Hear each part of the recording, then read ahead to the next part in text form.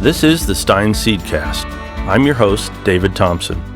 Join me as we visit with growers, agronomists, seed experts, and other industry professionals about seed, agronomy, and the business of farming. Hello, and welcome to the Stine Seedcast. I'm David Thompson, National Marketing and Sales Director for Stine Seed Company. Today, we welcome back Tony Lenz, Technical Agronomist for Stine Seed Company. Thanks for joining us, Tony.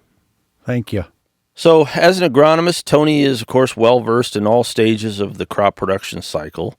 And now that we're in the busy growing season, Tony's here to share his top strategies for weed control and how weed management can help play an important role in the early season success of a crop. So, let's get started.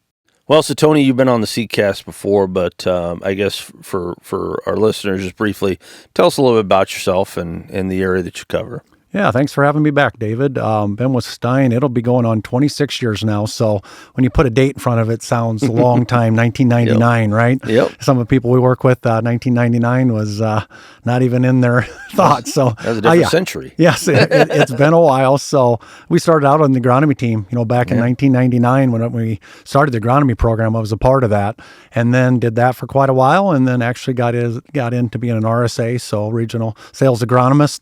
Did that for a handful of years, and then Stine kind of came back to the agronomy program, and I don't know, it might almost be 5 years now. I was one of the first ones now to get back into the full-time agronomy stuff, which I really like to do. And so that's what I'm doing now, is out in the fields looking at new products and getting to look at them in plot situations, and then still getting to look at stuff for growers.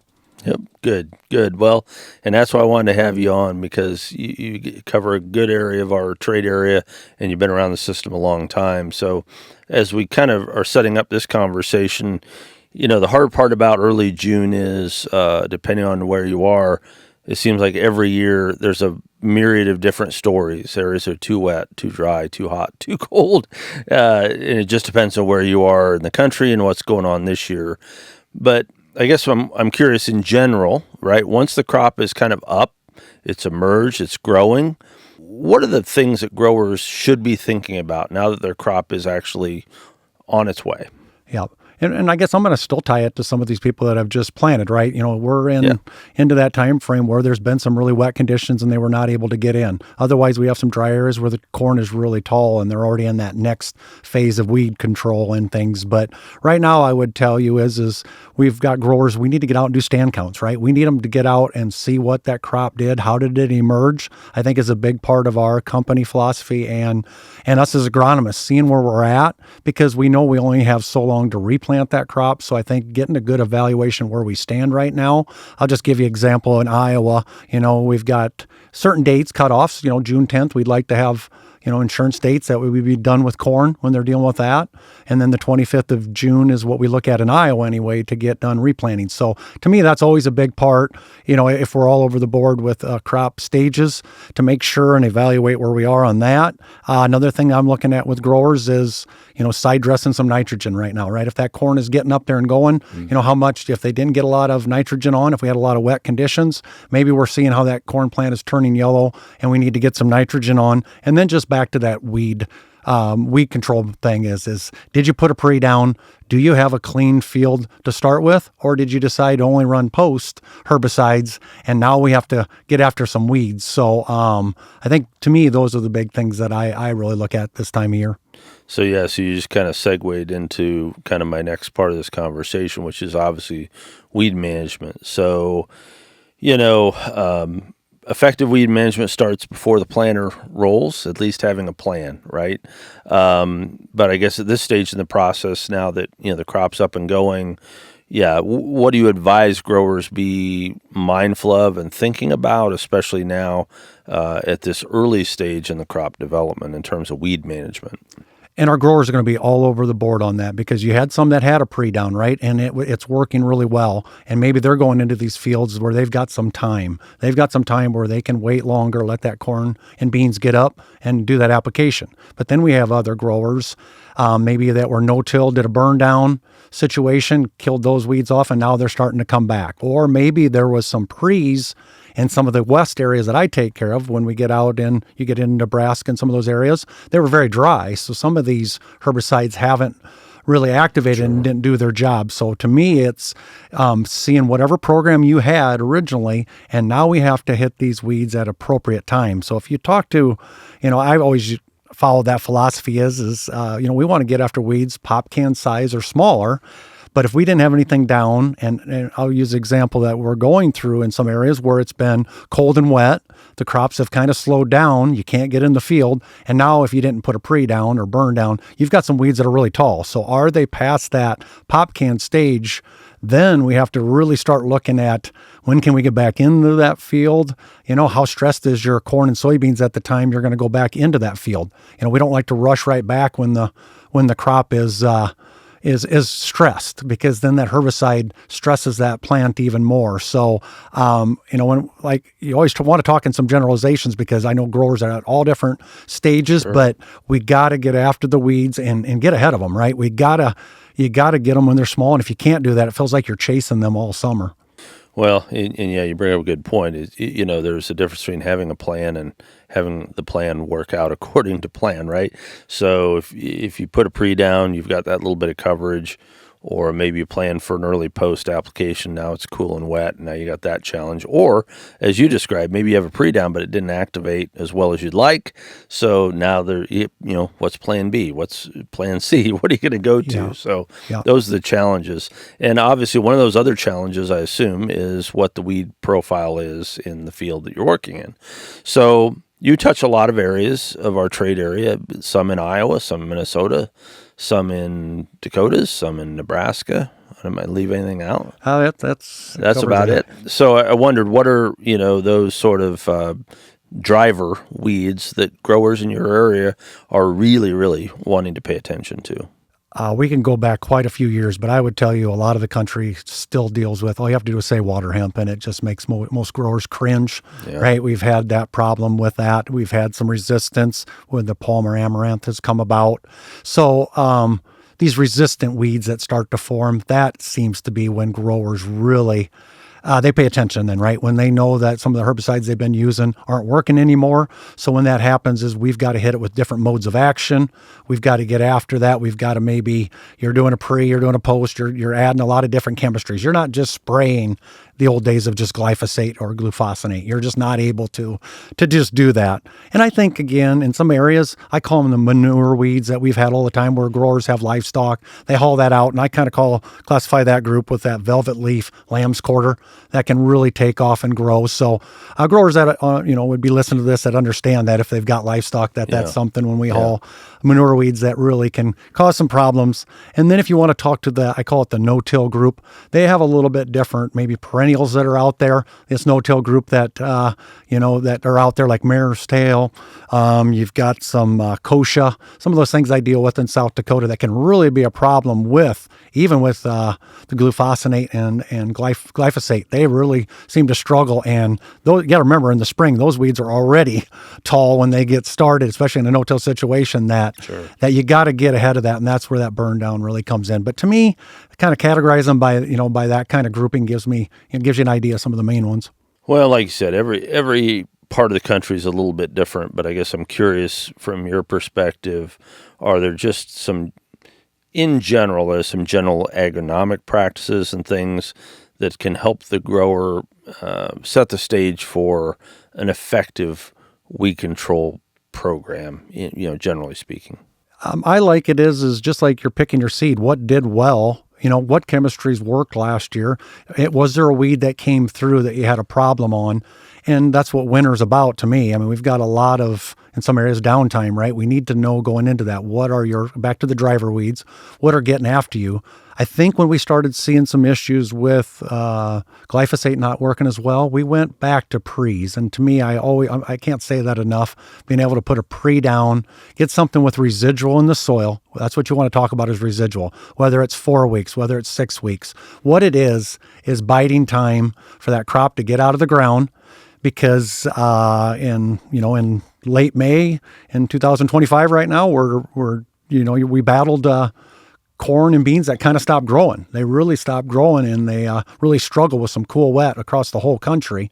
And I think when that happens is, and if you didn't have a pre-down, you struggle, and then the weeds start to get tall. So to me, it's timing then, when the application timing to get out there. You don't waste time. You get out and you get a good concoction in there. Surfactants that we use are very important, like MSO surfactants or non-ionic. They really make a difference on how they burn the plant, how they burn into the weed, how they go into a plant. Because some of these weeds are systemic. They have to move down through the plant. You put something in there that burns it, it won't go down through the plant. That some of these chemistries have to be systemic. Other ones are just contact and kill right away.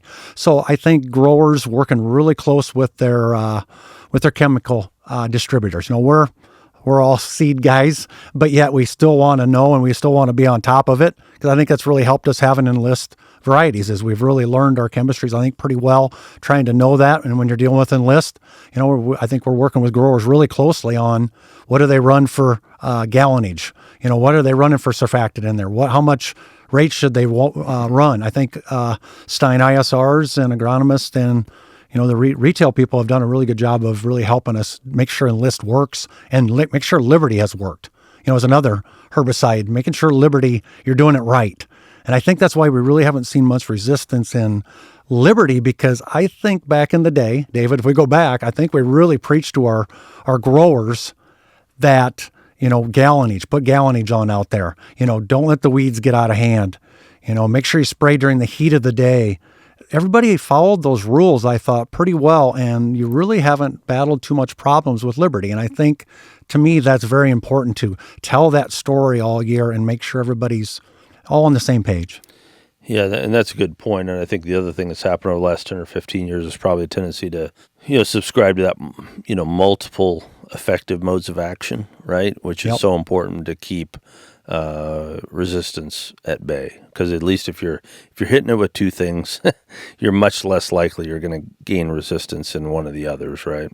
Yeah, and you're right. I mean, I think people have gotten really good knowing what a Group 27 is, HPPD herbicide. They know what that is. Another one we run is PPOs, which is a Group 14. They know what those are, and they know they want to combine that with maybe a tank mix partner or already it's already blended wise, I guess you call it, together, and they understand those. They kind of know their groups, and they, like you said, different modes of action has really become a key words that everybody knows now.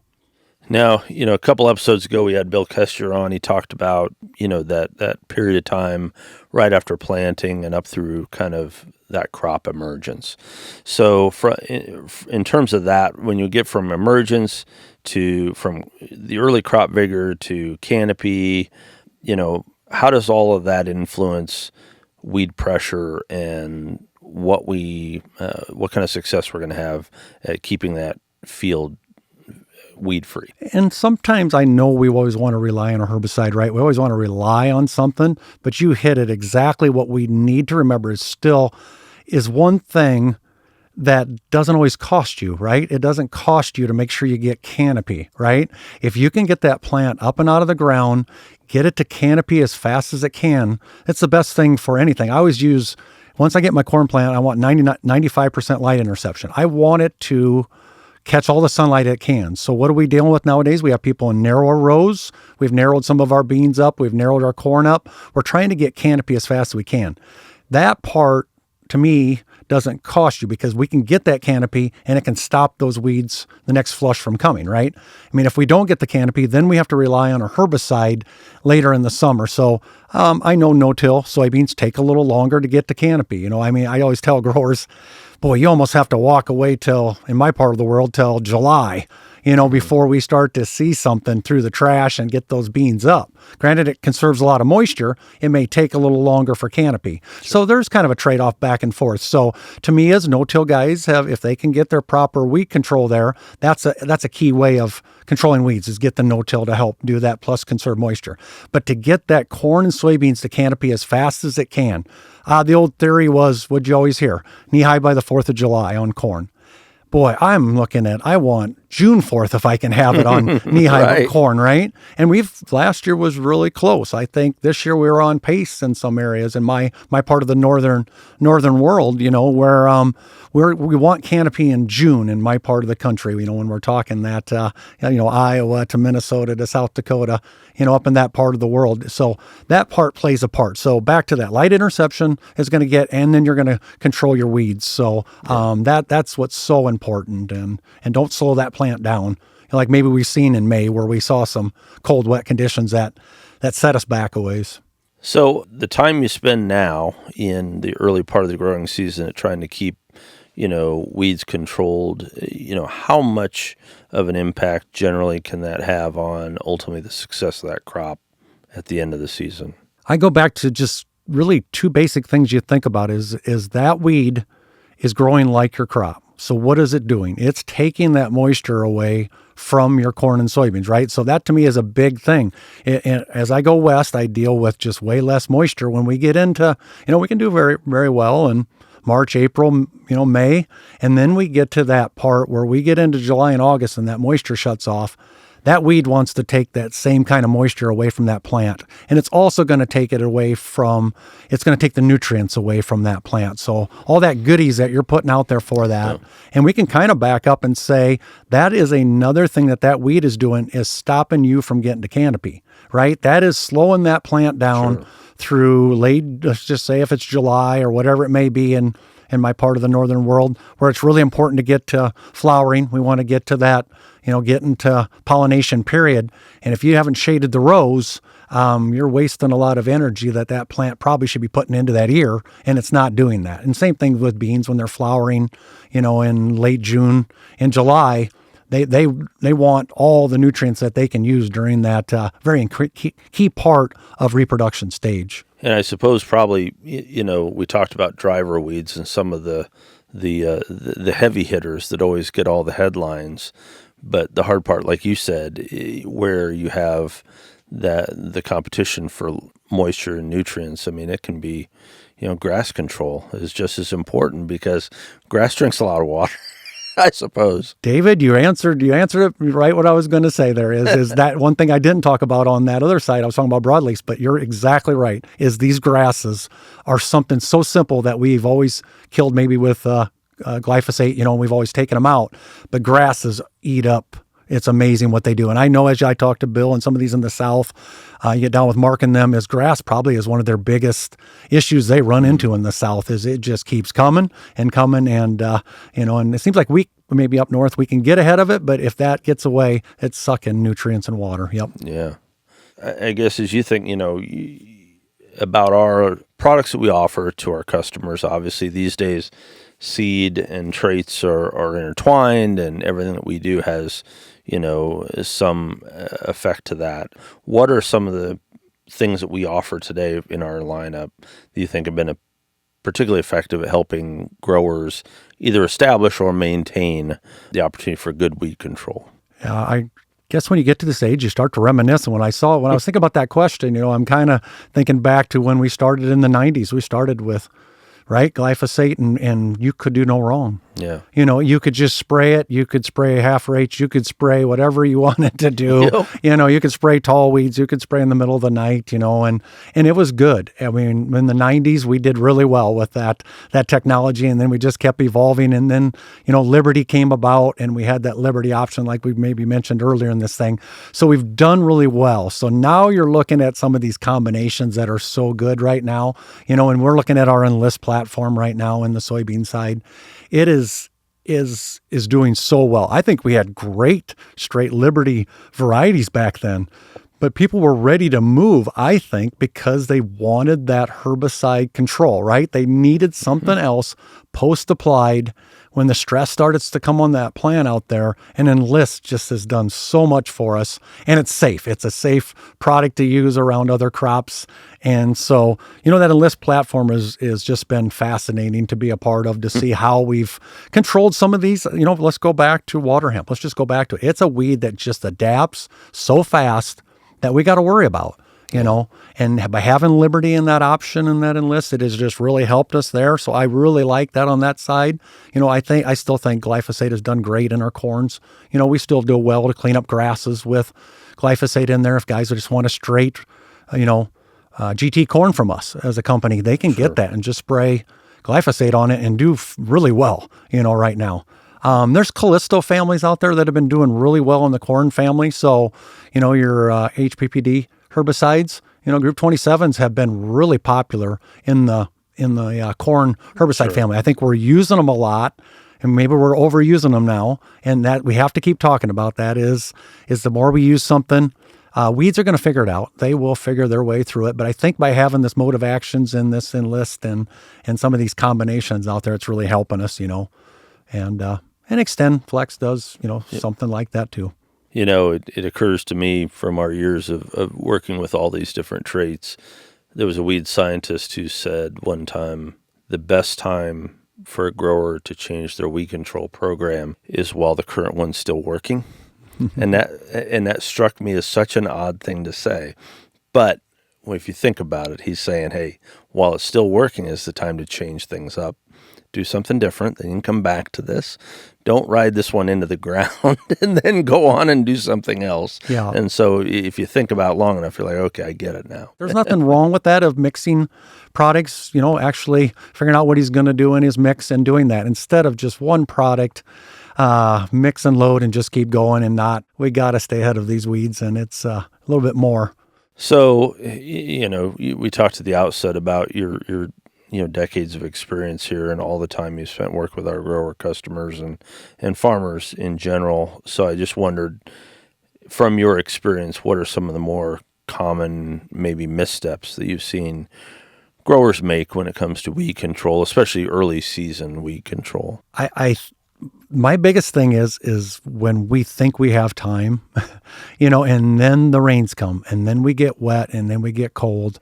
That to me is a big concern where you're not prepared. Maybe it's, I don't like pre's, I don't want to deal with them. Maybe you worry about carryover or whatever. But once we get behind, I feel like we're chasing all summer sometimes. So that to me is I just hate to see that when I know I've got my, you know, our hybrids are in line, or our varieties are out there, right? They are a picket fence. We planted at 35,000. We have 35,000 plants, you know, and then we've got them all set up, and then we didn't get those weeds hit early, you know, and then we just chase them all summer. So I guess I'm a big proponent on a burn down or a pre. To me, is something that we just, you know, I mentioned it earlier. I guess I always repeat myself just because I always think it's something that I follow, is that pop can size weed, you know, just trying to get after it and realize that it probably grows a pop can size when it's beautiful weather out in a day or two, right? When we got good weather after that, when we explode after a cool front comes through and we go to 90-degree weather,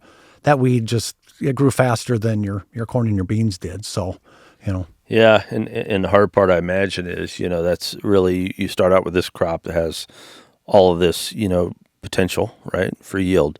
And we know that everything after that is sort of trying to tick away at that top line yield. Well, of all those factors, probably that early season weed control is maybe one of the first things, right, that's going to start impacting that crop. There's plenty of things come after that, but the first is, how does it compete with weeds to get to canopy, to get cover, so it can have the sunlight it needs and nutrients it needs, I suppose. Yeah, and so, you know, V5, V6 corn, we're already starting to set those rows around. That is not that tall a corn, and we're probably still doing some side dressing and nitrogen. We're probably still spraying some weeds, right? So we are determining some yield right there. Granted, we got to get all that plants up, or get most of those plants up. Beans were a little more forgiving, but then we got to get to that.